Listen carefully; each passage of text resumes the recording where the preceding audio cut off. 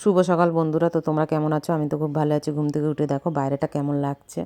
আমার তো ঘুম থেকে উঠেই বাইরেটা ঘুরতে খুবই ভালো লাগে। তো মর্নিং ওয়াক আজ এরা করিনি, যেহেতু উপোস ছিলাম, শরীরটা ভালো নেই। তো এখানে দেখো কুকুরটা বসে আছে, ওকে খেতে দিতে হবে, তারপরে আমাকে বাইরে বেরোতে দেবে। তো আমি গেটের সামনে দিয়ে ভিডিও করছিলাম। তো ঘরে ঢুকে গেলাম।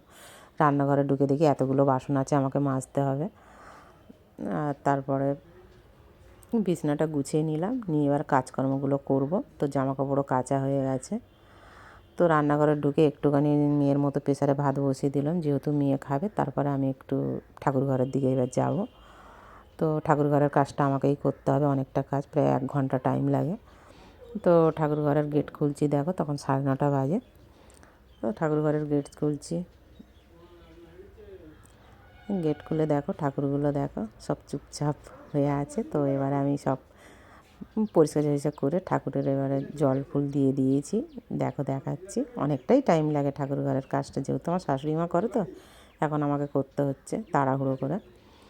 তো করা হয়ে গেছে, কি আর করা যাবে। এখানে মেয়ের ভাতটা খাইয়ে দিচ্ছি। দেখো পান্তা খাচ্ছি, আজকের পান্তা আর এই আলু মাখা।